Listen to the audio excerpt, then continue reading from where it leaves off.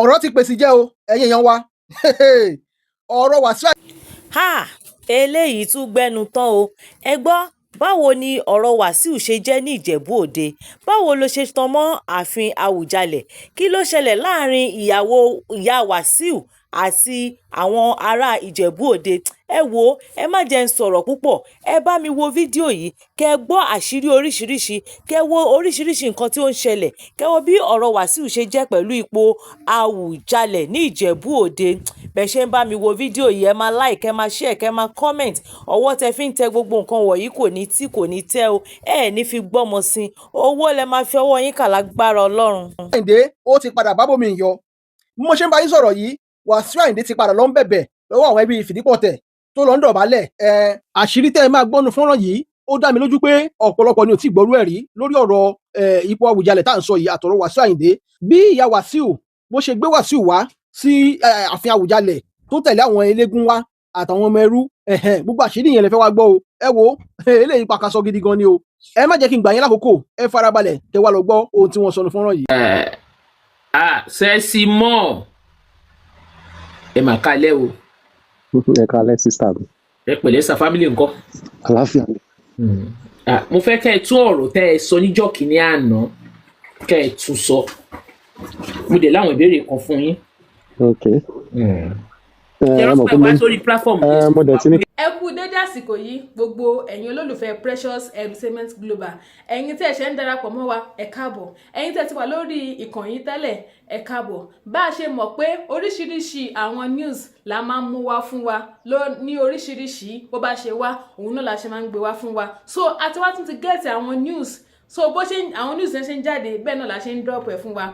News kan náà la tún fẹ́ drop báyìí o. Ká wò ká fetí ara wa gbọ́ ká fojú ara wa rí nǹkan tó ń lọ bó ṣe ń ṣẹlẹ̀. Eléyìí ó lágbára gan. Ẹ wo mo fẹ́ kẹ́ ẹ farabalẹ̀ kẹ́ ẹ wo fídíò yìí láti ìbẹ̀rẹ̀ títí dé òpin. Bẹ́ẹ̀ ṣe ń wo fídíò yẹn má gbàgbé kẹ́ ẹ tẹ subscribe button yẹn. Subscribe button ọ̀fẹ́ ni o, kò sẹ́ni tó máa jáwọ́ yín o. Ọwọ́ tẹ̀ fi ń tẹ subscribe yẹn mo gbàdúrà fún yín. Nǹkan ire lẹ máa fi máa gbé ṣe o. Ó yá ẹ jẹ́ ká wo fídíò náà. Ẹni ọmọ Fìdípọ̀tẹ̀ ni ẹ̀yin. Bẹ́ẹ̀ni. Ẹ dẹ̀ ní Kwa1 ọmọ Fìdípọ̀tẹ̀ ni. Bẹ́ẹ̀ni. Bọ̀ ṣe ti gbọ́ ọ̀kan tó ń lọ nílùú. Jẹ́ mọ̀ pé mo sọ fún yín pé tílẹ̀ bá mọ́ lọ́jọ́ ẹ̀ mo máa pe àwọn àgbààgbà. Máa get back sí i. Mo try as much as possible pé ẹni máa write mi. Mo tiẹ̀ tún hàdí lórí WhatsApp. Mo send number mi lórí WhatsApp torí mo fẹ́ fi yí sí conference call ọ̀nà bíi 3 sí 4 kẹ́ lè gbọ́ from the right sources. But at the end of the day mi ì rí respond látọ̀dọ̀ yìí. So mo ti wá program ibi ẹ̀dẹ̀ta. Mi ì rí online. Mi ì mọ time tẹ́ ń wá mi ti ṣe wa lápòkọ̀ tí ẹ̀ tún kọ̀ déédéé jam ẹ̀ lálẹ́ yìí. Ẹ má bínú. So nǹkan tó ṣẹlẹ̀ nìyẹn. Ṣé mo pé ó yẹ kó ṣe meeting ní ìjọ Saturday tí Wasiu fẹ́ ṣe meeting ní Fìdípọ̀tẹ̀ láti pe àwọn ọmọ ọba jókòó. Ṣùgbọ́n tí mo gbọ́ meeting yẹn mo láti pe most àwọn prominent people tó wà ńbẹ̀. Kò sí ẹni tó gbọ́ nípa meeting yẹn àfi máàlù kan tó pẹ́ra ní ọba Molipa bí orúkọ yẹn sápa mi lórí. So at the end of the day kí n má fọ̀rọ̀ gùn ṣá mo ṣèwádìí. Ìgbà tí mo dẹ̀ ṣèwádìí wọ́n fi yé mi ní pé Wasiu kì í ṣe ọmọ Fìdípọ̀tẹ̀. Ló bá tán o. Ẹ jèrè àwọn ọmọ yìí o. Ló bá tán o. Ẹ ṣe gọ̀ọ̀sán. Tòótọ́ dẹ̀ ṣe sọ story yẹn fún mi nì. Mr. Chedmo ṣe mọ̀ pé gbogbo Sísá yẹn tún kẹ́ ẹ múùtù ẹ jẹ́ ń fún wa ní story ẹjọ́ ẹ má trespass. Sẹ́símọ̀ ẹ máa go on sọ́hùn. Tòótọ́ dẹ̀ ṣe sọ story yẹn fún mi nì. Sọ story náà fún wa báyìí. Nígbà tí ọmọ ọba Fìdípọ̀tẹ̀ kan ṣe àṣemáṣe wọ́n lé on hazard lọ sí Ìbẹ̀jú Lẹ́kì. Ìyẹn ló fi ń jọba ní Ìbẹ̀jú Lẹ́kì. Nígbà tó dé fi Ìbẹ̀jú Lẹ́kì ó di ọba bọ̀ kò sí adé. Màmá ẹ̀ ó jí adé Àwùjalẹ̀ ó lọ dé ládé. Nígbà tó máa ṣe tán ní Ìbẹ̀jú Lẹ́kì tó máa padà after several years tó fẹ́ wálé wọ́n ń pe Ògún kan ní Ògún Ìbẹ̀jú. Ògún Ìbẹ̀jú yẹn làwọn ará Ìbẹ̀jú gbé pẹ̀lú ọ̀nà òun láìkí kóun máa bọ́. Ògún Ìbẹ̀jú yẹn lọ gbé wá sí Fìdípọ̀tẹ̀ lọ fún wọn ní yàrá kékeré kan. Tẹ́ bá fẹ́ wẹnu ọ̀nà pálásì yẹn rí bẹ́ẹ̀ yẹn wọ́n ń pe Ògún yẹn ní Ògún Ìbẹ̀jú wọ́n bọ́ lẹ́nu ọ̀nà. Ṣé àwọn ọmọ ń sọ fún yín pé yàrá kékeré kan péré lọ fún wọn. So àwọn ẹrú tó tẹ̀lé Ògún Ìbẹ̀jú yẹn wá tí gbogbo wọn jọ sin ọba yẹn wá tó fún ní yàrá abẹ yẹn kọ́ lè má bá wọn yọwọ́ sí òòṣà yẹn tó ráwọn lọ́mọ wẹ̀ òun làwọn ẹbí Wàsíù náà tẹ̀lé wa tí gbogbo wọn fi wà nínú pálásì Fìdípọ̀tẹ̀ yẹn ló fi ń sọ pé tó bá ju ọba Fìdípọ̀tẹ̀ sílẹ̀ Àyìndé ò lè lóun máa jẹ́ tó bá tiẹ̀ wá sí Fìdípọ̀tẹ̀ torí kò sí yàrá tó fẹ́ gbà jáde nínú ilé Fìdípọ̀tẹ̀ ń pé so ìgbà tó ń bọ táwọn ẹbí ẹ̀ àwọn ẹrú tó tẹ̀lé Ògúnbẹ̀jú wa tó wá ń bọ ní tó ọmọ ẹrú ni ẹ jẹ́ aṣọ kó yé wa gbogbo àgbáyé ṣó ọmọ ẹrú ni Wàsíù jẹ́ nínú ilé Fìdípọ̀tẹ̀ torí ẹ̀ lọ ṣe ní kó lọ mú ẹni tó bá jẹ́ ẹ̀gbọ́n ẹ̀ àbábúrò àbí ibi tó sin ìrun ẹ̀ kankan wá nínú ilé Fìdípọ̀tẹ̀ kó lọ fi hàn ṣe wọn pé níjọ́ sí mo sọ fún láti kékeré láti máa ń gbọ́ pé wọ́n ní ọmọ Fìdípọ̀tẹ̀ ń pé yàrá wọn ni mo dẹ̀ mọ̀ bẹ̀ lọ́wọ́n sọ fún wa bó ṣe jẹ́ pé òkè wọ́n wá fi wọ́n bọ Ògún Ìbẹ̀jú tó ń bọ ni mìíràn wọ́n bọ́ ń bẹ̀. ẹ jọ̀wọ́ ṣé kò mí ní pé ṣé kì í ṣe pé bàbá òyìnbó yẹn àwọn ni wọ́n ti Ìbẹ̀jú yẹn wá ṣe mọ̀ pé bàbá òyìnbó yẹn là ń pè ní ọmọ Ìjẹ̀bú Òde àwọn ni Wàsíù tẹ̀lé wá ṣe mọ̀ pé òní máàní yẹn ni ìyá Wàsíù fẹ́. màmá ẹ̀ ló tẹ̀lé wá sí Ìjẹ̀bú Òde. so kó má ṣe pé máàní yẹn non refer sí so because by no means Wàsíù ò tán mọ́ máàní yẹn stepfather. nǹkan tó kọ̀ tí sista Maureen bá fẹ́ mọ ó kẹ̀ pé most prominent people tèbi pé ìjẹ́ gbogbo wọn ẹ̀rú bá wọn kò sẹ́ni tó fẹ́ play ohun. aṣọ ti jẹ́ ta Wàsíù sì lọ bẹ̀bẹ̀ wọn ló lọ ṣeré níjẹ̀bú Òde mi níjẹ̀bú gbó èmi ò mọ̀ bọ̀ kó tó lọ ṣeré níbi tó ti lọ dọ̀bálẹ̀ tó wá bẹ̀bẹ̀ pé òun ṣìṣe kọ́dà ṣàṣírí bò àná àsọ fi jẹ́ta gbogbo voice record ẹ̀ ká ń pẹ́ wa pẹ̀lú mi gbọ́ gbogbo voice record ẹ̀ tó ṣe ń bẹ̀bẹ̀ pé kọ́ jọ kọ́dà ṣàṣírí bò. tó bá record ẹ jù sí mi máa play ẹ síta nísìn. no àsìkò ọ̀rọ̀ títò kò yẹ mo kàn fẹ́ kẹ́ gbọ́. ẹ mọ̀ kọ́ tẹ́ máa ṣe fún mi tẹ́ bá tó bá jẹ́ lóòótọ́ jẹ́ kí n gẹ́ẹ̀tẹ̀ máa ṣe voice changer. àwọn nǹkan kan wà òun náà mọ̀ pé bẹ́ẹ̀ lọ ti gbé ju ọ̀rọ̀ síta kò sọ̀rọ̀ tí yàn ń sọ níta torí òun náà lọ bẹ̀bẹ̀ ni bóun ṣìṣe ni kọ́ daṣọ àṣírí bòun ibi tí mo sọ̀rọ̀ yìí gan dé mo sọ fẹ́ni tó wà most prominent person mo sọ fẹ́ni tó wà most prominent person nílé Fìdípọ̀tẹ̀ mo gbọ́ nǹkan báyìí wọn náà ẹ̀dẹ̀ dá sí wọn lágbàlagbà ò ní sọ̀rọ̀ àgbàlagbà máa dákẹ́ ẹni tó bá yẹ everybody máa ṣe padà wá sílé wọn á júwe ó dẹ̀ ti padà òun náà ti lọ túbá sọ̀rọ̀ mi yẹ yín mà so wọ́n wá lọ kóòtù wọn ò lọ kóòtù ẹ jẹ́ kí everybody lọ máa play politics ẹ̀ but for now all matters has been closed kò sí nǹkan kan tó ti ẹ̀ ṣẹlẹ̀ ní Fìdípọ̀tẹ̀ really now kò sí wọn ò tiẹ̀ ṣe meeting èèyàn mẹ́rin tiẹ̀ dájókòó pé à ń ṣe meeting kò sí nǹkan tó jọ wọ́n dẹ̀ fi yé mi pé tí ọba yẹn bá wá padà wá sílé Fìdípọ̀tẹ̀ o ìdígi mẹ́rin ló máa mọ́ ọmọ balẹ̀ eléyìí tí wọ́n bá wá decide inú ìdígi mẹ́rin yẹn lọ́ máa select fún wọn the same thing náà ni Fòṣẹ́gun wà dẹ̀ fẹ́ ṣe so ní ju bẹ́ẹ̀ láti tẹ́ bá ní any question kẹ́bí ní kí n dá yín lóhùn. wọ́n ní because kẹ́tọ́ dé mo ní question ẹ jọ ṣé ó possible fún ọmọ ọba because ọmọ ọba lẹ́yìn kí ọmọ ọba tó wá jẹ oyè nínú ìlú tó ti lè jẹ ọba so possible. ní láti kékeré táwa ti gbọ́ o wọ́n ní ọmọ ọba ò kì í jẹ àwọn oyè kan wà tó ọmọ ọba ò kì í jẹ bọ́tọ̀ ọmọ ọba máa ń jẹ ọ̀túnba.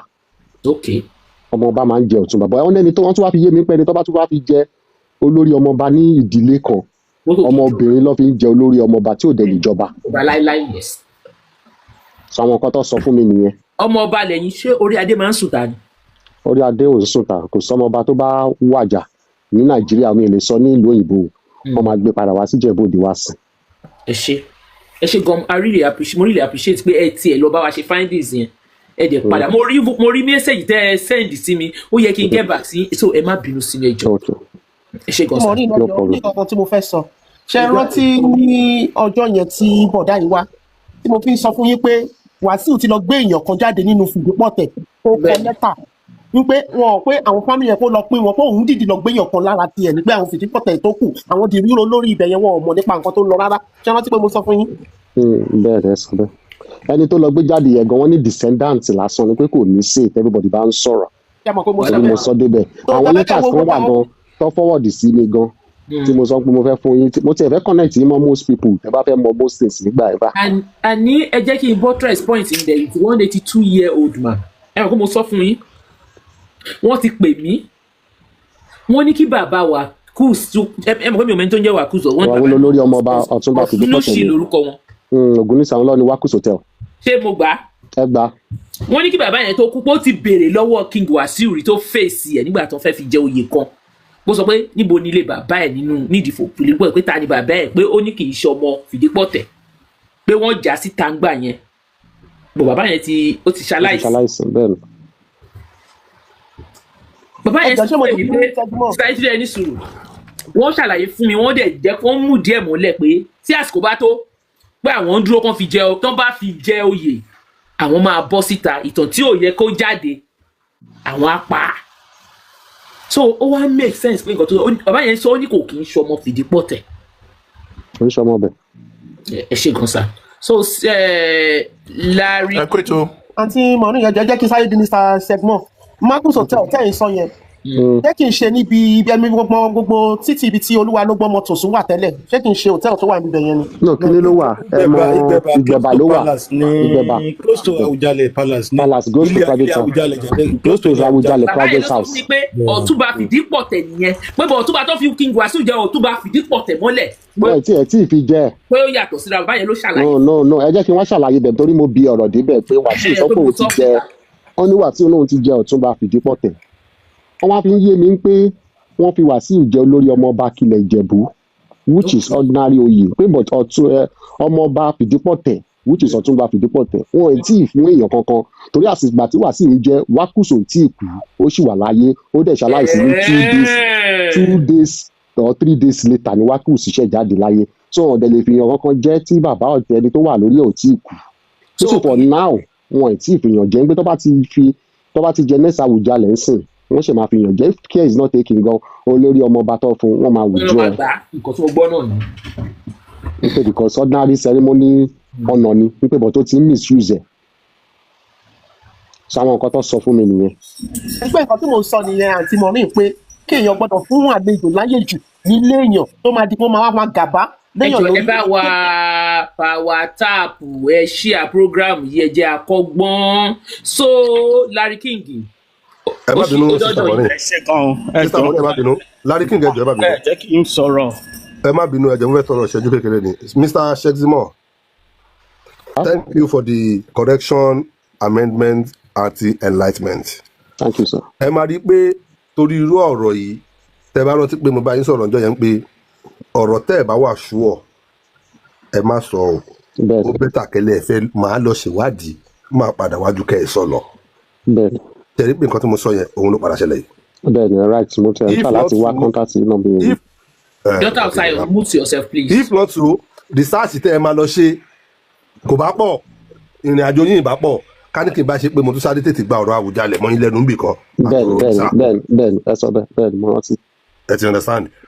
ẹ dẹ̀ ní pé kẹ́yìn gan tó sọ̀rọ̀ rárá lèmi gan ti kọ́kọ́ sọ̀rọ̀ kábíyèsí Kàsálí Mòyègẹ́sọ̀. bẹ́ẹ̀ bó pe àwọn fúnra wọn gan àjọ sọ̀rọ̀ wọ́n dẹ̀ dáwọn ọ̀rọ̀ tó bá mi sọ bó tiẹ̀ fẹ́ connect sister mọ̀rí ìmọ̀ wọn torí mo dìídì mention program yìí àwọn gan dẹ̀ ti pè mí padà bí ẹ̀mẹ́ta pé ṣé mo ti jíṣẹ́ question wọn lọ́tún bí mi. ẹṣẹ́ kì bọ́ sí. àti mo mo sọ bí mo ṣe wọlé ní bọ́ọ̀sì mi kún mọ́ mọ́ ọ̀dọ̀ yín kọ́ báwo lè rò pé mo ṣe ń rọrùkọ yín bọ́ọ̀sì mi kún. ẹ wo bí tẹ́ bá fẹ́ mú sister mọ̀rin ẹ fún mi lówó màá mú wọn fún yín. ṣé àmọ̀ pé mo sọ fún yín wọn ní kò sí gbogbo ọba àjẹ̀bù tó mọ̀ wípé Wasiu kì í ṣọmọ ọ̀jẹ̀ ẹlẹ́ẹ̀ níbi ibẹ̀ yẹn ẹjọ́ torí ọ̀rọ̀ àwọn míì àti gbé ọ̀rọ̀ lọ wọn ní padà gbọ́ mi mọ́ wọn ní padà wá sẹ́yìn o and when it comes to ìtàn. wọ́n ní mo rí ike wọ́n ní bẹ́ẹ̀ o bí o ti rí ike wọ́n dà. ẹ ní fake account ló máa gbé wá. ok. ẹ ní fake àìkíní ló máa gbé wá ṣé àmọ̀ pé mo sọ fún yín àti mọ̀rí ìgbà tí mo ṣe presentation sí mo really appreciate. ìgbà tí mo ṣe presentation mo ní gbogbo. ẹ ṣe gọ́nsà ẹ jẹ́ kí Larry King sọ̀rọ̀ ẹ jọ̀ọ́ Larry King ẹ jọ̀ọ́ ẹ káàbọ̀ sórí ètò ẹ má bínú. mi ò gbọdọ̀ bínú ẹ kalẹ̀ ẹ ṣe fact ní last time orí kíní mo tẹ̀ tí ọkọ̀ wo gbogbo kíní gbà tẹ̀ share lórí Facebook so nígbà tí mo wá rí pé ọ̀rọ̀ yẹn náà lẹ́ ń sọ lálẹ́ ó jẹ́ kí n sáré wọlé pé mi gbọdọ̀ miss ẹ̀ tòtálẹ̀ mo dẹ̀ máa ń follow yín dáadáa náà lórí Facebook because lórí YouTube most of the time máa wo program mi mo dẹ̀ máa ń gbádùn ẹ̀ gan láti time tí pastor yìí kí n má tiẹ̀ sọ̀rọ̀ jìnnà ṣé rí ilẹ̀ Yorùbá wọ́n máa ń ṣe nǹkan kan tí àwọn ṣé rí tá a bá compromise culture ó léwu o. ẹ jọ sáà ní sùn ẹ dẹ̀ bá mi gbé láìkì yìí sókè gbogbo yín bẹ almost 600 ẹ láìkì ẹ náà ṣé ká máa lọ lé ní ẹ power tap ẹ láìkì ẹ. ẹ má lọ lé o ẹ má lọ lé à ń power tap o. so ṣe rí tá a bá compromise culture nǹkan tó léwu ni o ní ayé àtijọ́ wọn á ní eku òkè bí eku ẹyẹ òkè bí ẹyẹ ó sì ń ṣẹlẹ̀ nísìnyí náà o tẹ́lẹ̀ mi tí mo wà yìí àlè mo ti pọ́mọ àádọ́ 50 years ṣàṣẹ rí nígbà tí mo wà ní kékeré mi ò mọ nǹkan tí great grandmother mi thank you for the rose great grandmother mi ò mọ nǹkan tó ń ṣe fún wa ọmọbìnrin ló bí àwọn náà tún bímọ obìnrin àwa ní first set of ọkùnrin tó bí wọ́n wá jẹ́ nǹkan tí wọ́n ń pè ní alábúlé tí wọ́n mọ̀ tán pè ní alábúlé ẹ̀ jẹ́ pé bàbá ẹ̀ ló dábúlé yẹn sílẹ̀ tábàdé abúlé yẹn kò sílé tí a kì í sùn kò sílé tí a kì í sùn yáyìn ò nílé bẹ́ẹ̀ ilé tó níbẹ̀ ti wó ṣùgbọ́n kò sí ilé tí a kì í sùn nítorí pé kí ni bàbá ẹ̀ ní alábúlé ọmọ àgbà wa àdèmá oko nìkan làwa níbẹ̀ ìyá ẹ̀ máa wá sọ story fún wa lóríṣiríṣi débi pé inú abúlé yẹn àwọn ará abúlé yẹn wọ́n máa rí wa bí ọmọ alákọ̀wé ṣùgbọ́n àwọn gbogbo tó abúlé yẹn làwa mọ̀ débi pé àwọn ẹni tó jẹ́ ẹrú àwọn ọmọ ẹrú ìyá ẹ̀ máa sọ pé ẹni ẹrú ni o wọ́n rà ní ẹrú ni bàbá àwọn ló rà lẹ́rú ẹni báyìí aṣáájú gbogbo máa kúnlẹ̀ tí àyè bá ti dé abúlé everybody máa kúnlẹ̀ kí ló tán fi máa ń kíyìn báyìí àgbà pé bàbá àwọn ló dá abúlé yẹn sílẹ̀ àwọn kan dóbẹ̀ as a big village lọ́rọ̀ tí mo sọ pàtó wọ́n fẹ́ ta ilẹ̀ wọn wọ́n fẹ́ ta ilẹ̀ wọn bí i 2 years ago mo lọ síbẹ̀ yẹn ẹni tó fẹ́ àwòdẹ lọ síbẹ̀ yẹn wọ́n ti fẹ́ gbalẹ̀ ẹgbẹ́ Lagos Ìbàdàn expressway níbẹ̀ yẹn wà ó wà àwọn èèyàn lójú gan wọ́n fẹ́ talẹ̀ yẹn létà wọn sọ fún wa wípé ilẹ̀ yìí ẹni ẹ ti wá bu àlà ó ti bu ẹ̀ sẹ́yìn èmi wá dé ẹ̀ mú nínú láyéláyé ibi tí oko yẹn dé lélẹ̀ wọ́n ní amóńtẹ́ bá wa ibẹ̀ yẹn ẹ̀ rí ọ̀dà ẹ̀ sì máa rí ọ̀dà ń bẹ̀ ọ̀dà títì tí Awólọ́wọ̀ ṣe tán gbà lọ́sọ̀gùn mákìnní ayé àtijọ́ ẹ̀ máa rí ń bẹ̀ wọ́n bá wà bẹ̀ wọ́n bá rí lóòótọ́ ó bá dé ọmọ ta ni wọ́n ní ọmọ ta ni ẹ́ mò ń rẹ́rìn àwọn ọmọ ẹni abúlé yìí ọmọ ta ni ẹ́ ṣẹ́rí ibi tí ìtàn tó lágbára dé ni mò ń sọ fún yín so mo fi evidence lélẹ̀ wọ́n dé accept ọ̀rọ̀ mi láàrin gbà mí dẹ̀ kéré jù wọn ta lọ síbẹ̀ níjọ́ yẹn mo kéré jù láàrin gbà ta lọ síbẹ̀ níjọ́ yẹn tí èèyàn bá fẹ́ joyè kó yá máa pàtàkì tán o ṣùgbọ́n àwọn kan wà tí wọ́n mọ ìtàn tó yẹ kó tó wá fẹ́ gbóòórùn ààrẹ irú àwọn tèmi sọ pé wọ́n fún lé wọn wà pọ̀ ọmọ ẹrú nǹkan kan ní wọ́n yẹn tí wọ́n bá dé ibẹ̀ káàdọ̀ bá fi ìtàn kalẹ̀ báyìí jẹ́ ọmọdé yìí wọ́n á gbọ́ ti àárín orí wọn ṣẹ̀wárí lọ́rọ̀ lọ́bàdé tí ẹ̀ ń tà sọ̀rọ̀ iná tó bá pé ìdílé ọba ló ti wá lóòótọ́ fìdípọ̀tẹ̀ ló ti wá lóòótọ́ kò lè tó ilé wọ́n máa wá sọ kinní kan bẹ́ẹ̀ ni wọ́n máa tún sọ kinní kan sà nígbà iṣẹ́ ìjọba tí mo ṣe wọ́n lè níyàn kan wà recommended but not appointable ẹ mọ̀ kọ́ tó ń pè yẹn somebody is recommended but not appointable and that is kọ́ la recommend ẹni yìí ṣùgbọ́n tábàwò ṣe sí ẹ̀ a lè mú ìyẹn dẹ̀ jẹ́ ó wà subjective kò sí quantitative criteria tàbí fi mention wípé nǹkan báyìí bó yẹ ti bẹ̀rẹ̀ ṣẹ́ láti ìgbà tó ti bẹ̀rẹ̀ ṣẹ́ ní day one náà ti ń wù ẹ́ bí o fẹ́ jẹ́ director ni àwọn èèyàn ti ń wù ẹ́ láti ìgbà tó ti graduate wọnú kíyẹn ìwọ ẹgbẹ́ náà ti ń mọ̀ o lè ní same qualification kò ní kó qualified yẹn lọ academic oní PhD ṣùgbọ́n tó bá wù àwọn kankan wá ní is not appointable o lè ẹgbẹ́ ọ̀gan ló gba highest score ní interview tó bá sọ pé wà appointable wà nìyẹn káṣọ ìwà wa èmi náà bẹ́gbọ́n tí mo dẹ̀ tún lé kọ́ kan nǹkan tí a sọ ní ìbàyí lónìí ẹ̀kọ́ tí mo kọ́ náà ni pé appointability yẹn ẹ̀kọ́ tí mo tún kọ́ ni pé àwọn ọmọ mi ò mọlé mo dẹ̀ máa jẹ́ káwọn náà kí wọ́n mọ ilé wọ́n mọ ìyá mi mo jẹ́ kọ́ ọmọ kankan mo dẹ̀ make sure pé níta wàyí náà Yorùbá lèmi sọ sí wọn mi kì í sóyìnbó sí wọn èyí wọ́n lè máa fi òyìnbó dáhùn Yorùbá wọ́n dẹ̀ gbọ́ dáadáa mo dẹ̀ máa jẹ́ kọ́ mọ̀ dáadáa nípa culture àti àṣà wa ẹ máa kọ́ bí àṣẹ Ìyìnbó mi ò fẹ́ ẹ dẹ̀ máa mú Ìyìnbó wálé mi ò fẹ́ máa sọ bẹ́ẹ̀ fún wọn. so ṣẹ́rí nǹkan tí wọ́n mọ̀ ni pé ibi báyìí ní abúlé wa ọmọ mi ò mọ abúlé wa ilé wa ọmọ Abẹ́òkúta ní méjì kan sọ lẹ́ẹ̀kan pọ̀ ọmọ Abẹ́òkúta nìhun ní kò sí ìlú tó ti ń fi ẹni tí ò bá tọ́ sóyè joyè o wọ́n lè wá fi jẹ́ pé bóyá ó wà ní ó lè wá jẹ́ ṣẹ́rí ẹnìyẹn lè jẹ́ bóyá ó lè jẹ́ ìlú kéréje ó lè jẹ́ oyè o kò lè jọba ó lè wá jẹ́ ìlú kéréje ó lè jẹ́ oyè o kò lè jọba torí tó bá jẹ́ èkó ní kébi èkó ẹyẹ ò ní kébi ẹyẹ àwọn alálẹ̀ bá padà lẹ́yìn ẹ̀ kò sí bó ṣe máa ṣe ó kò lè má pẹ̀lú orí oyè yẹn ó lè jẹ́ ọmọbìnrin kan wá ro fún pé tó jẹ́ ọmọbìnrin kó jẹ oyè yẹn o àá sì gbà ó sì ní royal blood yẹn nínú ẹ̀ ṣùgbọ́n wípé kò ní royal blood yẹn nínú ẹ̀ ẹ rò pé bóyá lásán ni àwọn tó ń pè lálálẹ̀ ni lásán kọ́ tó dẹ̀ làwọn àbáyàn ṣe ń gba àbọ̀dè tó bá di ọ̀rọ̀ ní tó má tẹ̀ má gba àbọ̀dè á jẹ́ láàrin àwọn ọmọ ọba kò ní jẹ́ láàrin tó jẹ́ ọmọ àlè a lè gbé fẹ́gbọ̀n kágbé fàbúrò kágbé owó kágbé fẹ́yàn kan ṣùgbọ́n royal blood yẹn gbọ́dọ̀ wà nínú ẹ̀ so pé èèyàn tó dẹ̀ lè pọ̀ wọn tẹ́wọ̀n èèyàn kan dúró wọn wò tó bá rò pé yàtọ̀ òun bàbá náà tó dẹ̀ lọ bá bàbá mọ nǹkan tó ń pè láṣà tó bá padà tó bá try pé òun lọ ṣe lọ ródán lóríṣiríṣi nǹkan tó bá lọ ṣẹlẹ̀ pẹ́rẹ́ ìlú yẹn gan alálẹ̀ ìlú yẹn lè para lẹ́yìn gbogbo àwọn tó wà nítòsí tó ń fọwọ́ bo kíní àti wọ́n jẹ́ kórí bẹ́ẹ̀ ẹ̀kọ́ tèmi dẹ̀ kọ́ ni pé ọmọ tèmi náà mọ̀ ṣe wà máa mú wọn délé àwọn máa búlé wa máa yẹ kán máa búlé torí ọjọ́ iwájú so bàbá yẹn náà tó dẹ̀ mistake kan ṣe fún wọn náà ni pé wọn jẹ́ káwọn náà mú abúlé tó ti wá wọn jẹ́ kán mọ̀ ìlú wọn gangan àwọn náà ti bí wípé wọ́n lè má mọ̀ ní kékeré ṣé tó ṣẹlẹ̀ ni pé ìgbà tó ń claim kíní yẹn wọ́n lè má mọ̀ wọ́n lè ti dàgbà tán kọ́ ti claim ẹ̀ tán kó tó wá mọ̀ kò dẹ̀ ṣe padà sẹ́yìn ṣẹgbọ́rọ̀ mi àwọn kan náà wà tó jẹ́ pé ńgbà tá à ń kéré tá à grow ó ṣẹlẹ̀ tí mi náà ńgbà tí mo grow ọ̀dọ̀ bàbá mi kan mo ti grow mi ò mọ̀ pé mi ìṣọmọ lé yẹn ìgbà tí mo dẹ̀ mọ̀ láti ẹjọ́ tẹ̀ mo ti ń yarí pé mi kì í ṣọmọ lé kọ́ má ṣe orúkọ mi ò dẹ̀ gbà ọlọ́run kètè mọ́ ìyẹn ní kékeré àwọn kọ́dà tẹ́lẹ̀pá náà bá kéré kékeré tẹ́pọ́n ti sọ ìtàn fún wa àwọn náà dẹ̀ mọ̀ ọmọ sọ pé bọ̀dá alágbájá yìí ó kàn jẹ́ sọ́ọ̀nì mu léyìí ni ọmọ léyìí kan ẹni báyìí ẹgbẹ́ wa gbogbo sórí yẹn la náà ti mọ̀ kọ́ bá wà kàn wọ́n nídìílé yẹn ṣé mi ò ní sọ pé àwọn bá àwọn gbé wọn wá nílé ní ọ̀ṣọ́mọ lùi ẹni báyìí ló fún yẹn lóyún gboyún wá báyìí ó gbẹ̀rẹ̀ àmọ̀ àwọn àgbààgbà yẹn ó rí pé wọn ò ní àkọsílẹ̀ àwọn ìyá yẹn wọn ò ní àkọsílẹ̀ torí kò sí àkọsílẹ̀ náà ṣe máa ń sọ ìtàn fún wa tó gírí grandmother mi inú mi dẹ̀ dùn pé gírí grandmother mi ó fà mí sọ́dọ̀ mi àti ẹ̀gbọ́n ọ̀nkù mi kan kò sí tán ibi tí a mọ̀ àwọn tó kù ò mọ ògbòtàn tí mo mọ̀ yìí ìyá mi gan ò mọ̀ ìyá mi gan ò mọ̀ grandma mi ò mọ ògbòtàn tí mo mọ̀ nípa family kí grandma mi tó kú ṣùgbọ́n èmi pé ìwà mo mọ ìtàn ẹbí gan torí pé tó bá wà ní kọ́ báyìí máa ṣe lọ́ ṣe máa ń sọ àwọn ìtàn yẹn fún wa sàwọn tó dẹ̀ mọ ìtàn yẹn ti jẹ́ kó yé aláàjì báyìí pé aláàjì báyìí ló ṣe rí ẹ ṣe gan. ẹ ṣeun sà ẹ ṣe o ẹ ṣe AB Miracle.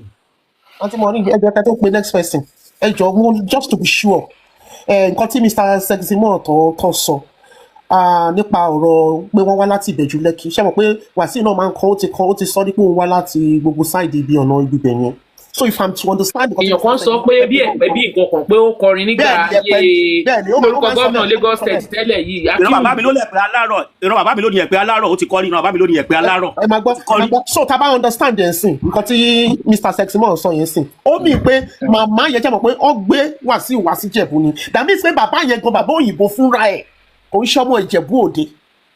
ẹ má pàtàn lọ síbẹ̀ yẹn ìgbogbo eléyìí tí mo yìí ń gbọ́ mi tí gbọ́ pé bàbá Ìjẹ̀bú ń ṣe Ìjẹ̀bú Òde so ẹjẹ ìsàyẹsídé ẹjọ ẹ má jẹ prolong ẹ lọ síbẹ̀ yẹn because gbogbo ìtàn tí mo yìí ń gbọ́ bàbá Ìjẹ̀bú bàbá òyìnbó ó lọ́mọ Ìjẹ̀bú Òde ni bọ̀ ọmọ obìnrin ni pé ọ̀nà ẹ̀ jìn sídi oyè and King Wasiu ọmọ ọdún méje nígbà tí bàbá ẹ̀ kú ní sùúrù mà ìlú Péjú Èkìtì náà ni wọ́n sin bàbá ẹ̀ sí. mo mọ̀ bọ́ talẹ̀ tó wá tẹ̀lé wá ìyá ẹ̀ ló pe wá náà ibi ìyá ẹ̀ ti bí kó tó fẹ́ bàbá. wọ́n ní gbogbo wọn fi Ìbẹ̀jú Lẹ́kì wọ́n wá sí Ìjẹ̀bú. ẹ ṣe bó tẹ̀lé ìyá ẹ̀ wá ni. ṣé mo pọ́ ọmọ kékeré ni ṣé mo pọ́ ó ń ṣe ẹrú ni wọ́n náà lọ ń ṣe ẹrú mi bẹ̀ yẹn tó fi wá sí Ìjẹ̀bú. so àwọn olówó wá sí Ìjẹ̀bú.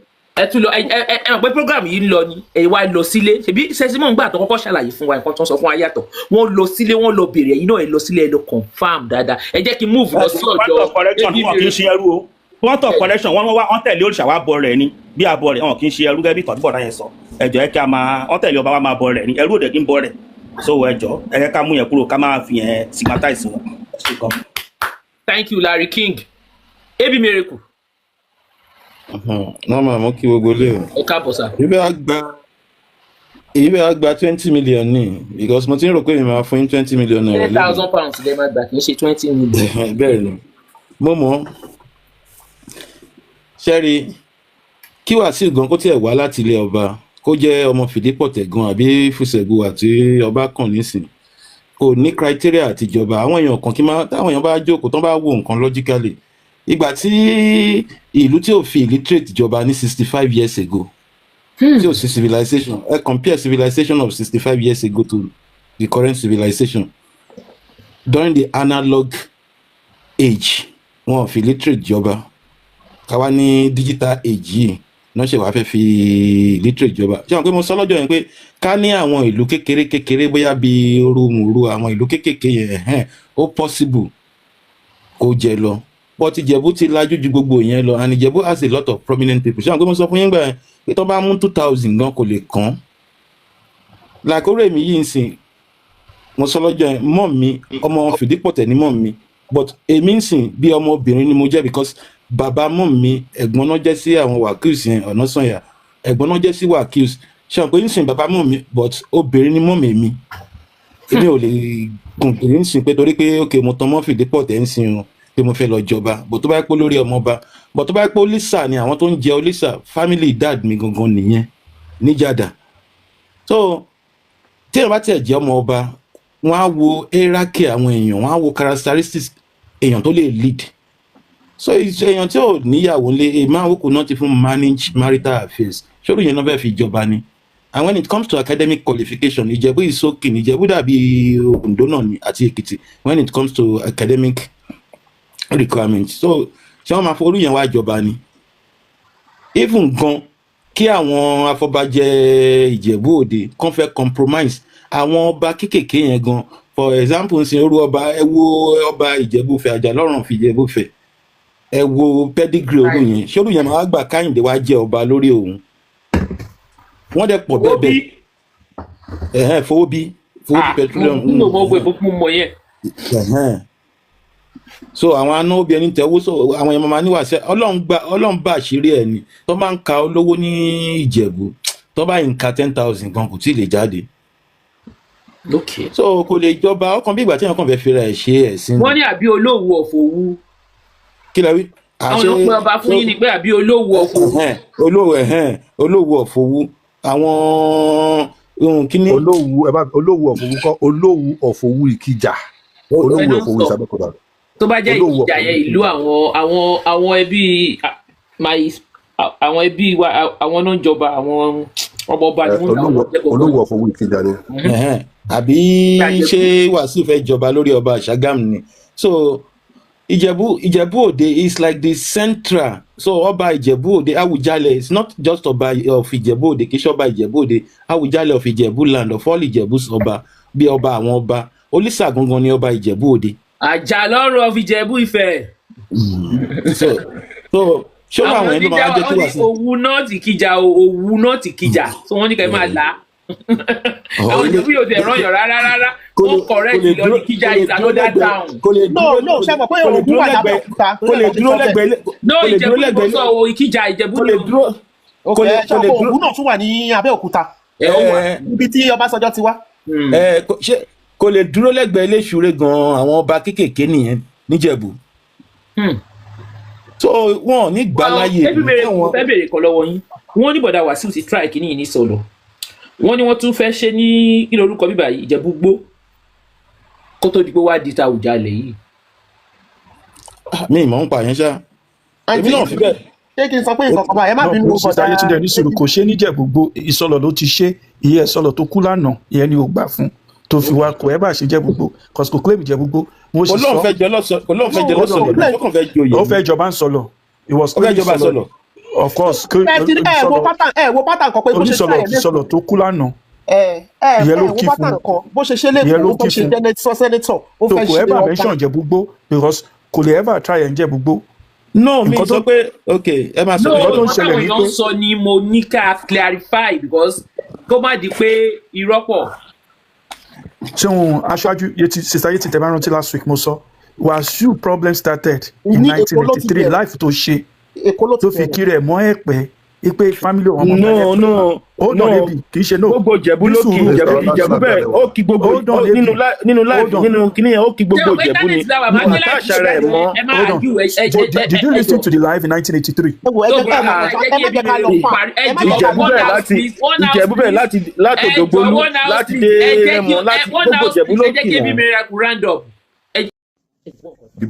dìbò lẹ́gùn mo rí ẹ dájú labalábá tó dìbò lẹ́gùn ayé ẹ má dalẹ̀kùn láìpẹ́ yìí ó dà lákìsà nínú aṣọ ṣẹmọ̀pá kéèké ìyẹn ò ṣe gbé sábíà ẹni tó dọ́rù ẹ̀ wò níjọ́ sí ara mi níṣe ló jọ́lọ́hùn yìí pé ẹ̀yin ara wa lẹ́kṣọ̀ ṣaláhùn ṣe kì í ṣe já o lẹ́kṣọ̀ ṣaláhùn ṣe mú tàkàdá kẹ́mu gègé kẹwàá gbòòrìn tó mọgbọ́n dání tèwé tàgbà o mọ̀gbọ́n làwọn gbọ́ pọ́n ládé ẹwà gbòdù o wíṣẹ́bọ̀ yìí ti dọba orin Alhaji King Wasiu Ayinde ọmọgbọ́láhàn wọ́n ní tí ṣìgìdì bá fẹ́ tẹ́ á ní kí wọ́n gbé òun lọ sí odò lọ́wẹ̀ àwọn Yorùbá dẹ̀ ní alábòsí alówó alábòsí abímọ alábòsí akọ́lé ṣùgbọ́n àtúbọ̀tán alábòsí kò ní dáa irú yín òun ni Barrister fi kọrin pé kì í gbọ́ kì í gbà ìbínú oríṣiríṣi gbogbo ibi tó bá dé ó máa ń fi owó ẹ̀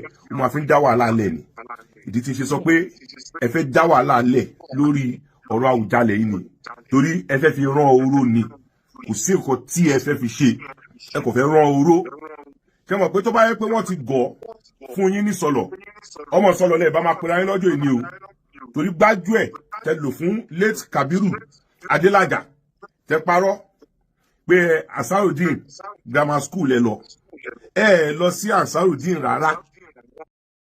ẹ máa mú kọ̀ọ̀kan wọ́n ní bọ̀dọ̀ Wàsíù wọ́n ti lọ try ìbọ̀tán try ní Ìjẹ̀bú Òde yìí wọ́n try ní Sọlọ̀ tẹ́lẹ̀ wọ́n ní wọ́n báyìí náà níjẹ̀ fẹ́ ká ẹ̀jẹ̀ ayé. torí pé kí ni pass common entrance class 2 òun dẹ̀ ni ẹ ti kúrò ní school ẹ máa ń wu ìwà bí ẹni tó wà autistic ẹ máa ń wà bí ẹni tó ní autism ìdí tó fi jẹ́ pé orin nìkan òun ni getaway yín ẹ mọ bó ṣe ń hùwà láwùjọ ẹ mọ bí wọ́n ṣe ń sọ̀rọ̀ ẹni tẹ bá lọ sọ́dọ̀ obìnrin tó bá bímọ fún yín ẹ máa bọ́ ṣọ́lẹ̀ ẹ bọ́ bàtà lẹ̀ kó wọn àtọmọ ẹ̀ that is a wayward statement irresponsible person ló máa ń wo irú wà yẹn ẹ bọ́ bàtà lẹ̀ sọ́dọ̀ obìnrin yẹn kó wọn àtọmọ ẹ̀ ẹ disgrace àwọn ọmọ yín káàkiri ṣe láwọn tí.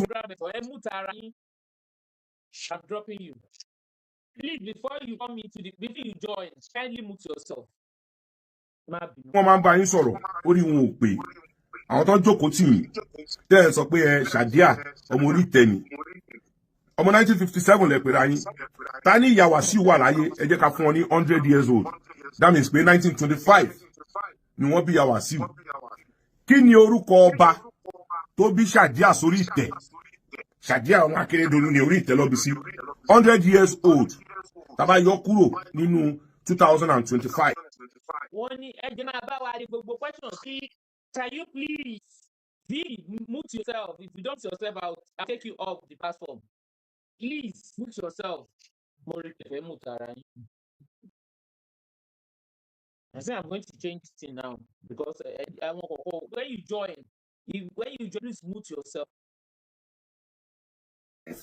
ó máa jẹ́ 1925 ṣé ọba tó bí ṣàdíà ò lórúkọ ni kí lórúkọ ìlú tí wọ́n ti bí ṣàdíà ṣé ìlú Péjú Èkìtì ló ń jẹ́ ní 1925 torí àwọn tẹ máa ń bá sọ̀rọ̀ wọn lè béèrè question ní ọwọ́ yín orí ìtẹ́lọ́bí sí kí lórúkọ ọba tó bí ṣàdíà now 1957 tẹ́lọ́bí yín tó bá yẹ pé máa wọ school give or take 6 years old rírú ẹ̀ rí 7 years old so ẹ jẹ́ ká sọ pé by 1964 ẹ ti wọ primary school tẹ́ bá lò 6 years fún 1964 yẹn ó mì pé by 1970 ó yẹ kẹ́ ti wọ secondary school ṣùgbọ́n wọ́n ní ẹ fail common entrance so kò sí school kankan tó ready láti gbà yín segregate ò lè gbà yín Methodist ò lè gbà yín àwọn better school bíi St. Philbas College Baptist Academy Èkó Boys High School kò sí ètò lè gbà yín torí nígbà yẹn wọ́n máa ti ń kọ́ school tẹ́ máa lọ tẹ́ bá parí common entrance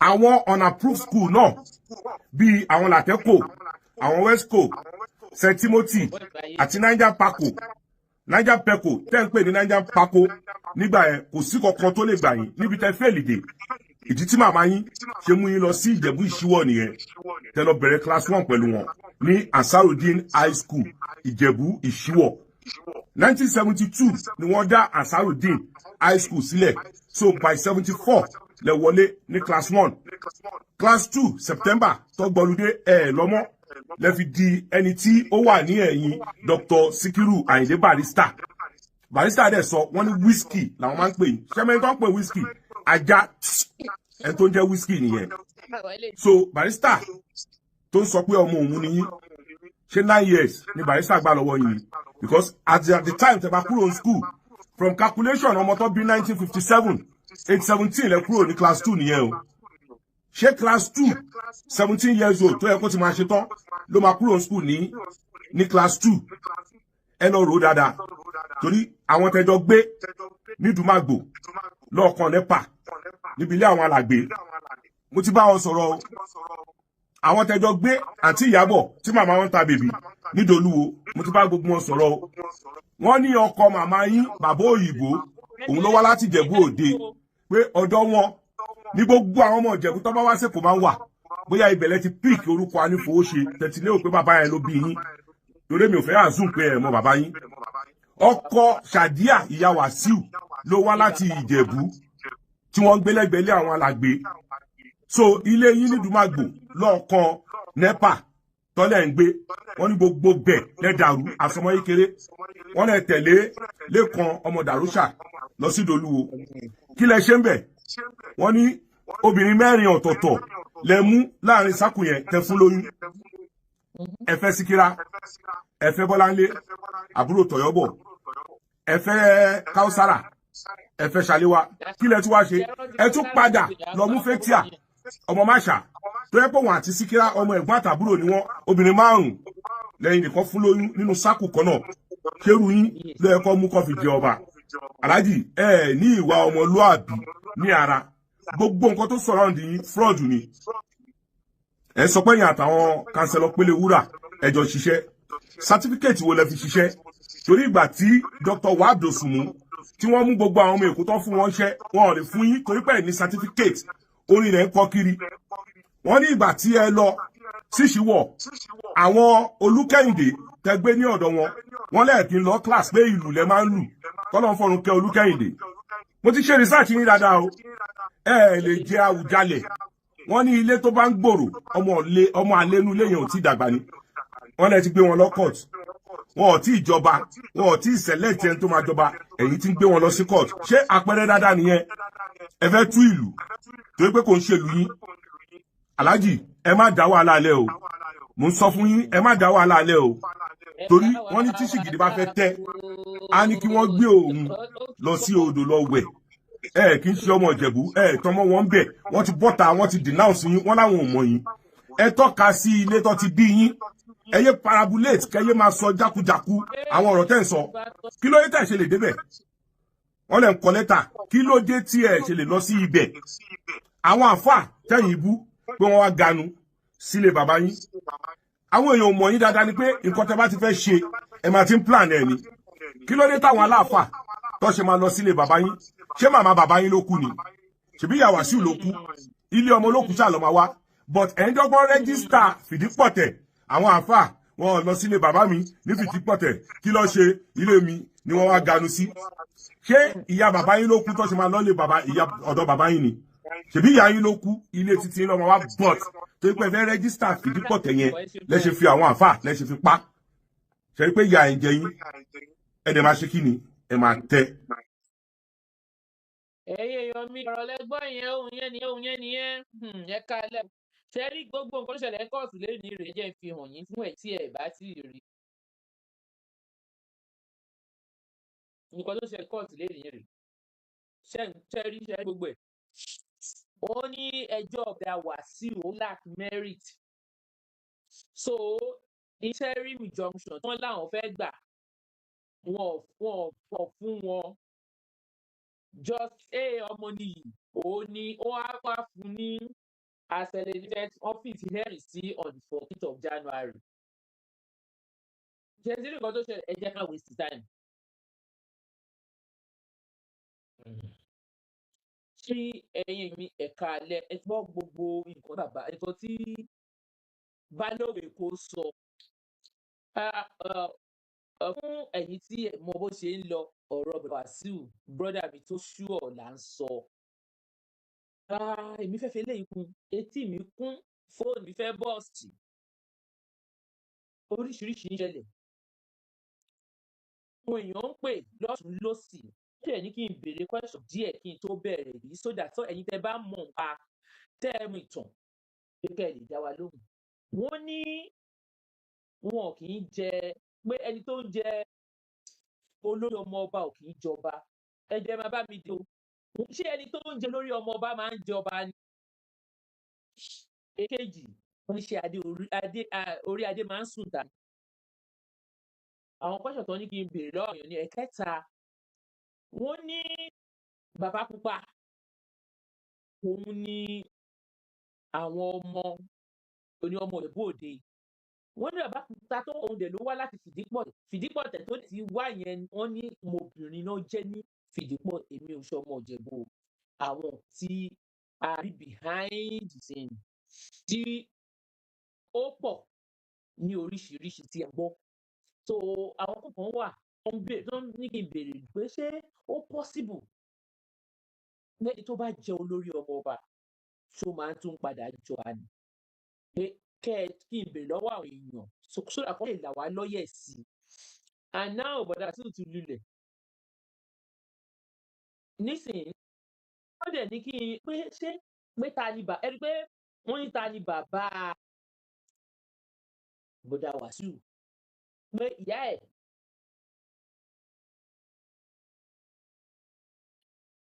èèyàn máa ṣèkó sílẹ̀ bíkọ́ mi fẹ́ sọ ilé tí mi ò mọ̀ bọ̀ ọ̀rọ̀ pọ̀ èmi máa mú ní bẹ́ẹ̀ ṣe wọlé ní kọ̀ọ̀kan síráàmì Yétúndé ló kọ́kọ́ wọlé ṣé ẹ ti Yétúndé ẹ káàbọ̀ sórí ètò mo kí yín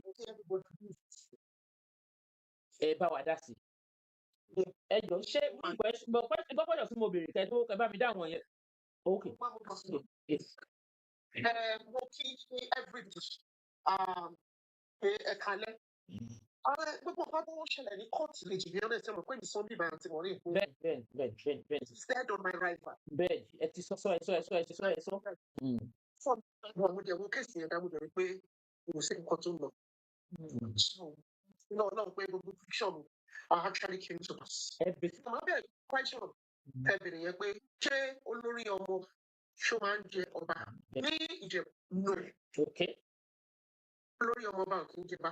Bàbá pé ẹgbẹ́ olórí ọmọ ọba mí ní pé ó wà ìtútù it's more of like general. Màá ó tún kọyọ kọmọtìtì tí wọ́n ní ṣé ẹni tó jẹ́ oyè ọmọ ọba ṣó máa ń jẹ nínú ìlú ẹ̀ ó máa ń ṣe olóyè nínú ìlú ẹ̀ ni pé kò ń ṣẹlẹ̀ pé ó lè lọ jẹ oyè ní pé kò wọ́n lè fi jẹ oyè tó jẹ́ prince ọmọ ọba gbogbo ẹni tí ó tọ́ sí.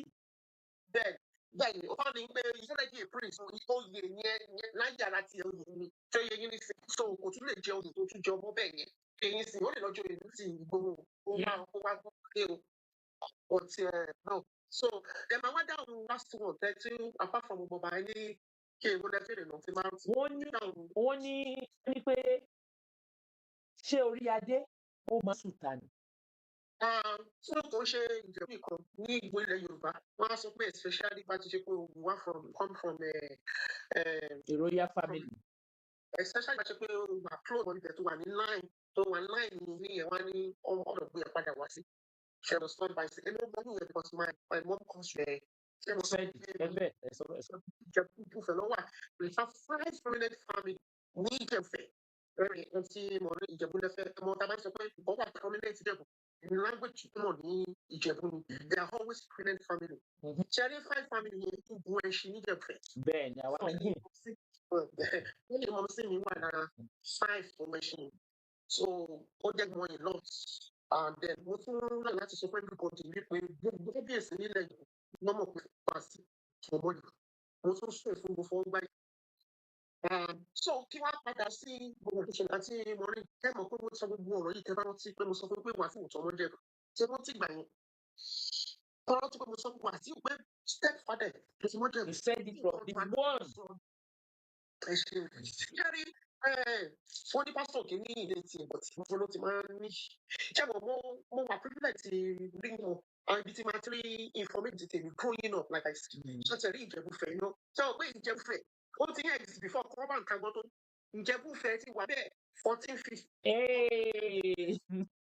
Since late 1470. So Ìjẹ̀bú-Ifẹ̀ ti rí ilẹ̀. Ẹ máa sà ó. So the monk I told us to put a bank and Jebudi, or by the Jebudi Manta. So Jebu, I know to read it, although the prayer of town will lead the best. So what that came on, because my mom's partner, do that came more, only she was secret me, not to say what of car. So I know some of those things. So you find listen. So but let's keep that right. Now I can know. So near what I be to the Wasiu Ayinde Jebu. Because we didn't have me Ìfẹ́ so I know what I'm saying mi ò kàn fẹ́ mẹ́nu lọ bá somebody lè mú wọn because ó bá lọ di pé wọ́n sì ń lọ tọ́jú bá wọn bẹ̀. But ọ̀gá kó ṣe pé máa put one risk sómi ìrìn dárú so èyí bá dárú kan máa very private family no so èyí máa ṣe Wasiu kò tọ́mọ́ Ìfẹ́ ṣe rí gbogbo. Kò tọ́mọ́ Ìjẹ̀bú Òde là ń sọ o.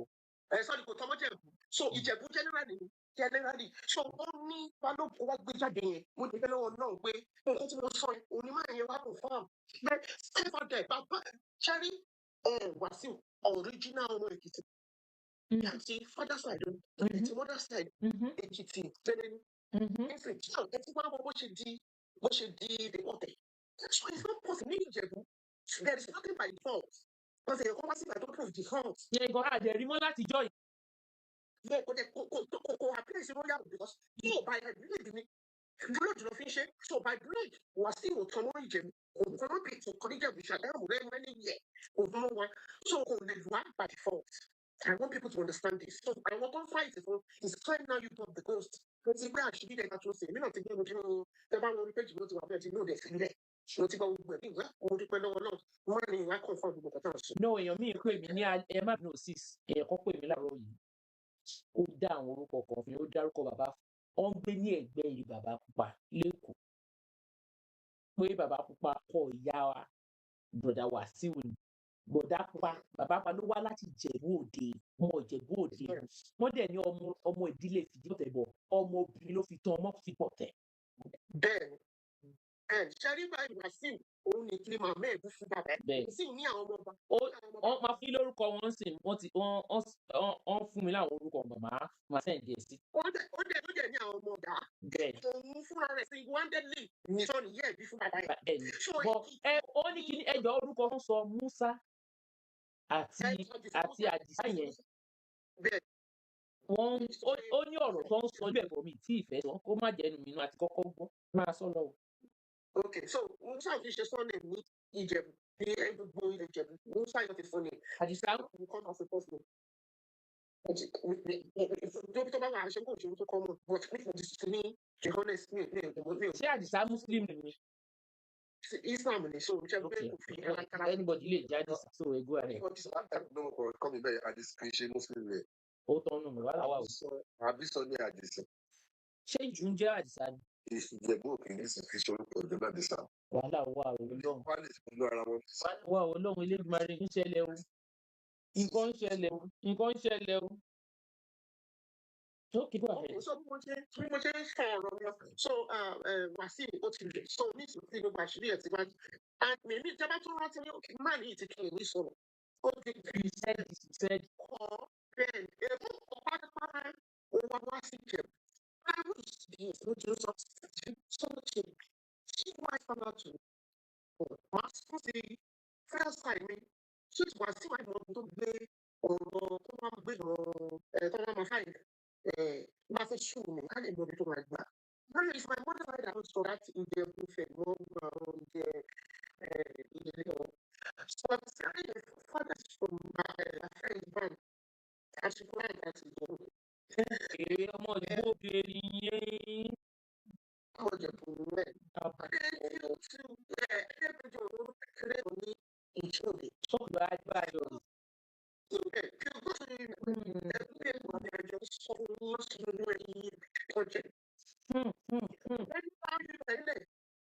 My grandma, gbogbo ọjọ́ àwọn èèyàn ti wá ibi tí o ti lọ balẹ̀ wá sí àgbàlẹ̀.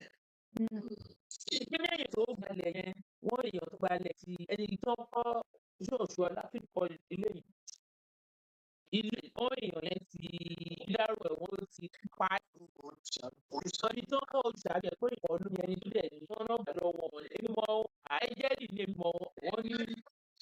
Láti gbọ́dọ̀ tẹ̀sí ní jẹ́ almost everybody very to tell you to open the prayer from church to love to the to God. It's very easy to tell. Ẹjọ́ ẹ̀kútù náà agbẹ́ ẹ̀kútù ẹ̀jẹ̀ rọra yín. Please, if you join, I feel if you join, suit yourself. I will give you have your chance. Please, go ahead, man. Yeah. I will tell you, it's very massive. Social of strikers. But wọ́n sọ fún wọn ọ̀sẹ̀ tó ní. Ní wọ́n gbébọn fún ọlọ́run ìgbà ẹ̀rọ tọ́ọ̀gù síbẹ̀. Wọ́n ní èyí tó jẹ́ níbi tó wọ̀ yẹn sípò ti pa. So, go ahead. So, àdúgbò ibi tí gbẹ́mọ̀ àtẹ̀mí ti wáyé. Àdúgbò òsì gbogbo bí ojú àrùn yẹn. Kó lè mọ̀ pé information yẹn ó ń tẹ̀mí lọ́wọ́ bó ṣe ń ṣe kíkà. Nǹkan tí ṣe wá bí mi lẹ́mìí yẹn because Awùjalẹ̀ personally respected. Gbogbo àwọn ìgbà respect Awùjalẹ̀ bẹ́ẹ̀ máa mọ̀ tí ó bá mọ̀ lọ́dún dáadáa sọ̀rọ̀ sí Awùjalẹ̀. Wọ́n gbọ́ pé wọ́n lọ sí Paris. Awùjalẹ̀ gbọ́ nípa ẹ̀ pé wọ́n sọ fún Awùjalẹ̀ pé tí Wàsíù ṣe kiri gbòòrò yìí wọ́n lè dálé ọ̀tọ̀ sọ wọ́n sí. Wọ́n ti tí wọ́n bẹ̀rẹ̀ sí wá ní okay something is not somewhere. Ìjọba yìí lọ gbòòrò wọ́n dẹ̀ lọ ti kó dé Paris Awùjalẹ̀ ò jẹ́ ṣe nǹkan sí. Ìgbéga sí Awùjalẹ̀ sọ fún ọ̀bọ̀ tẹ̀mọ́ ibi tí mo ti ń gbọ́rọ̀ bọ̀ dáná fún Wàsíù because it's personal to me. Ṣé understand anything? Now, ní ibi tí mo tí kò ń gbé ọmọ ìyẹ̀wò tó lọ ojú rí àwọn ọmọ ìgbógbógbógbó ojú rí wọn lórí ilẹ̀ wọn. I want everybody to learn from this. Ìrísí tí mo ṣe padà lọ sí ibi ọ̀rọ̀ ọ̀rọ̀ kan balẹ̀ jẹ́ òwe kọ̀ọ̀kan wọ́n kọ́ta sí.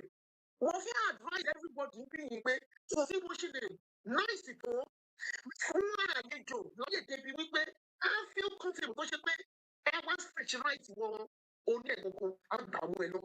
So they should learn from this.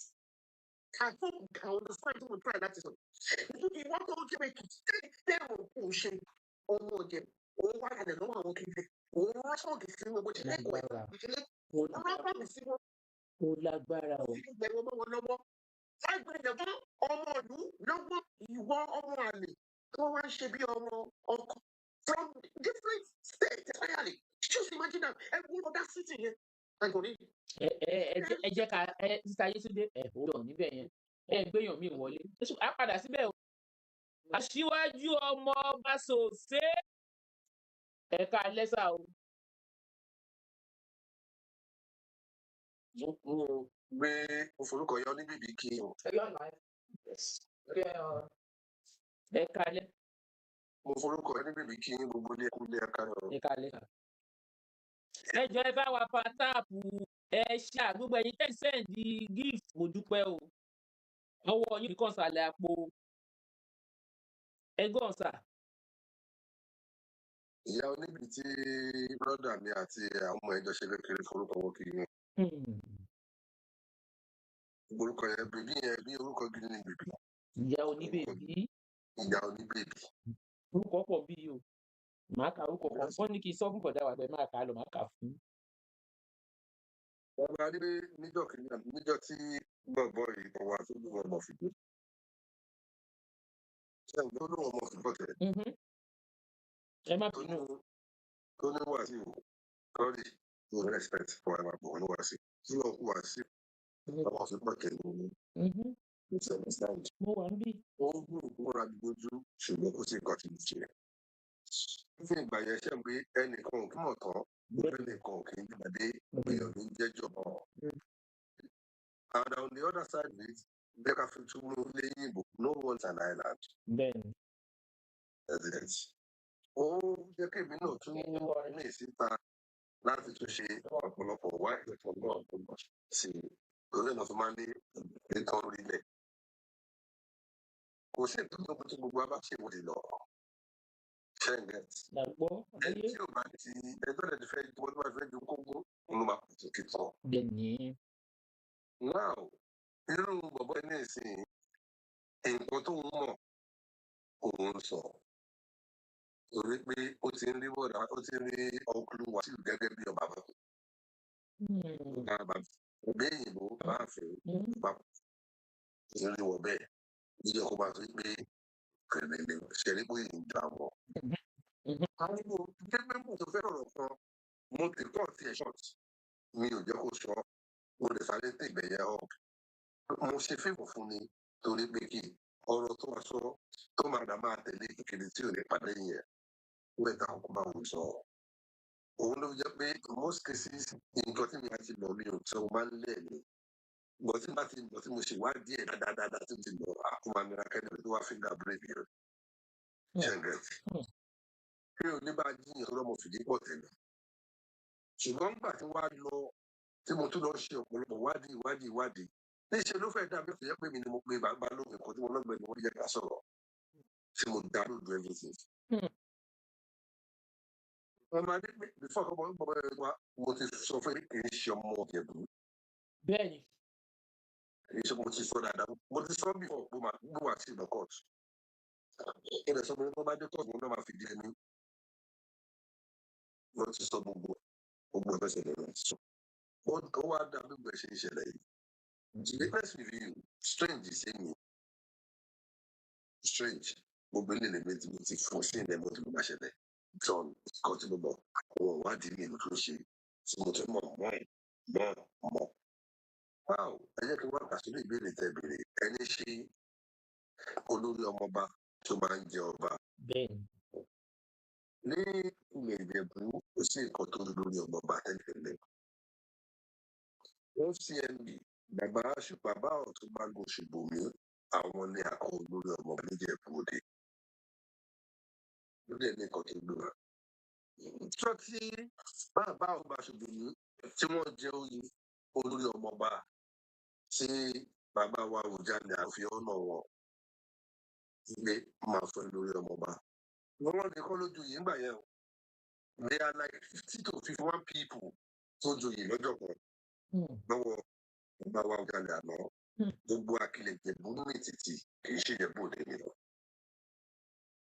ó dẹ̀ ní ọ̀tún bọ́rọ̀ yẹn ó dẹ̀ ní ọ̀tún bọ́rọ̀ yẹn wá see a huge amount of people like that are coronated ní one day ṣe lè fẹ́ sórí tó ní ọmọ bá ti jáde nìyẹn.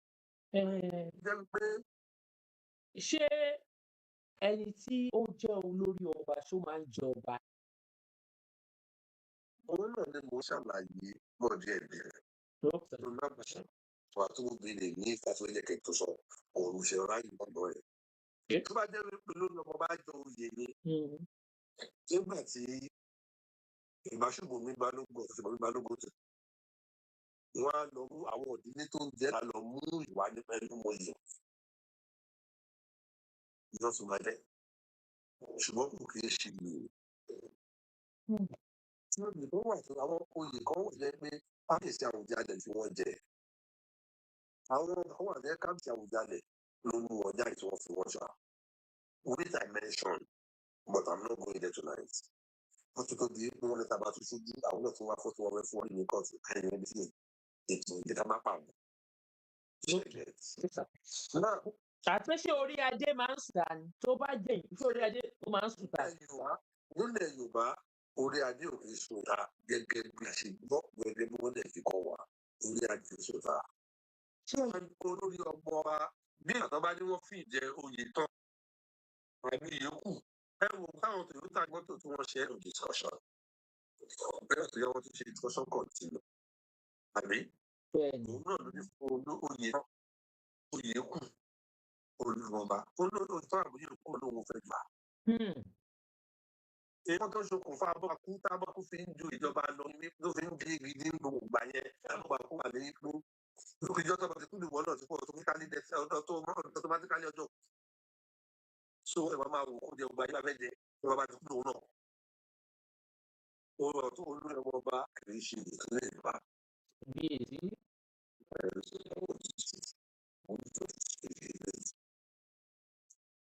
bẹ́ẹ̀ kejì ń bẹ̀rẹ̀ tẹ̀ sórí adé bó ṣe gbọ́ wa òní ẹni òkè ṣe ta ṣe gbọ́.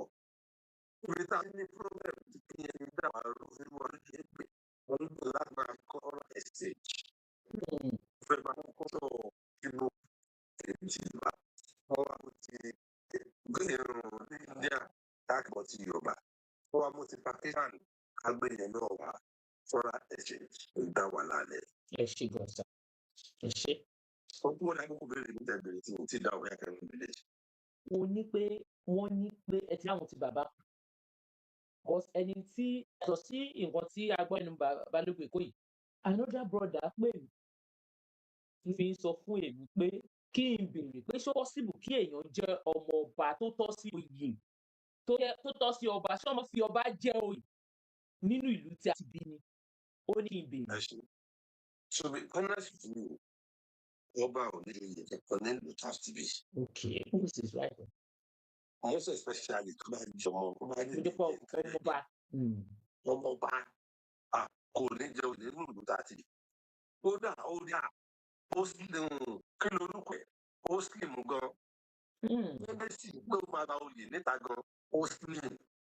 torí ọmọ ọba ló ń gbọ́rọ̀ ẹgbẹ́ òwe wọn lọ bá ọkùnrin gbogbo bí ẹrú ọmọ tó máa jẹ́ ṣàmú kékeré tí máa ṣẹnu ṣámúṣámú ṣẹ́ǹgẹ́tì láti láì tí máa rí àwọn ọlẹ́ látàrí kò sí nǹkan tẹ̀lé fún láyé ìfipá.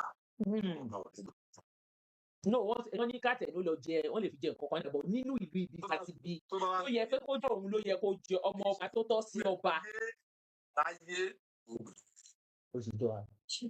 ló dífá fún ẹ̀mí ló dífá fún Fìdípọ̀tẹ̀ spread gbogbo lọ káàkiri. irú Mọ́lẹ́pà ní ìsìn Mọ́lẹ́pà Àwùjalẹ̀ àná ló uplift Mọ́lẹ́pà sí ọba bá lè wọn and Mọ́lẹ́pà àwọn Mọ́lẹ́pà náà àwọn náà ní Fìdípọ̀tẹ̀. ẹ̀jẹ̀ lọ sáà Fìdípọ̀tẹ̀ náà ọ̀gbọ́n ẹjọ́ ẹ bá wa power tap kẹ̀ṣẹ́ kẹgbé láìpẹ́ síwájú bá mi gbé láìpẹ́ ju báyìí lọ. Àǹtí mo rí mo fẹ́ hàdí kankan sí kan tí aṣíwájú sọ ṣé gbogbo tó ń jọba yẹn wọ́n ní olórí ẹbí so ìdílé kọ̀ọ̀kan yẹn náà máa ní ọmọ oyè olórí ọmọ ọba fẹ́ bá jọmọ. ẹ jẹ́ àgbékìlé 10,000 ẹ bá mi power tap bẹ́ẹ̀ fẹ́ ká close ni. So ṣe rí tó bá di ọmọ ọba yẹn kò ní ìlú máa wá di tó tẹ̀ ṣe pé tó pààyàn fún fámìlì wọn kọ́ jọba ní ẹni ló máa wá jọba. Now for example àwọn official wọ́n ṣe àwọn náà ní ṣe ṣé àmọ́ kó lórí ẹni tó fi ṣe olórí wọn lọ́wọ́ báyìí ni kò contest fún ọba ọ̀gádẹ kò contest fún ṣe ẹni tó ń contest lọ́wọ́ ẹ̀ physician very educated man. Adeleke ṣé ẹ ti rí nǹkan tí mo ń try to sọ ní ẹ jẹ́ kí n fẹ́ lù báyìí pọ̀ alájà akínyìn o fi mo fi orí yín gidi gan ni o so ṣáàpẹ máa lọ sí àfihàn yìí ó ti ń yẹ o. Kò yẹ aṣíwájú olóyè kò yẹ olórí Àwùjalẹ̀ kí ẹ fara bẹ̀rẹ̀ ẹ máa gbọ́. wọ́n ní kẹ́lẹ́ fọkàn ọ̀bọ̀dẹ̀ èsì kò sí èso kó o. ẹ wo mo kọ́kọ́ fẹ́ kọrin. ó yẹ ẹ̀kọ́. èmi la ò ní yọ̀ sí. àyàwó wa. èmi la ò ní yọ̀ sí. bá a ṣe fẹ́ sàbọ̀rẹ̀ bẹ́ẹ̀ náà lọ sàbọ̀rẹ̀. mi ò tẹ̀ ọ̀dà lórí pílàfọ́ọ̀mù yìí o. rọ́nà ni mo wọ̀ gbó. ó sọ́ọ̀nù ni. aṣíwájú farabalẹ̀ ṣe rí mo ti rán wọn nílẹ̀kẹ̀. ilẹ̀ tí mo máa lò ó máa yàtọ̀. ẹ wá power tap gbogbo rẹ̀ bú ilé tó kó o. ṣe rí jokes apart lọ́wọ́ fẹ́ hẹ́ gbogbo àwà sí. kejì ẹ fẹ́ wa. ò ṣe ẹ ṣe àmì ó ṣe rí wọn ní ọmọ tó sọ lẹ́nu. ó sàpò ìyàkọ́. ó sọ àpò ìyàkọ́. ṣe rí poverty ó máa ń jẹ́ kí nígbà míì ó máa ń jẹ́ kí lòmíì. Kí ni opinion titi yín torí pé opinion titi yín ló matter jù ẹ drop ẹ nínú comment section ẹ dẹ̀ má gbàgbé kẹ́ tẹ subscribe button ó dìgbà.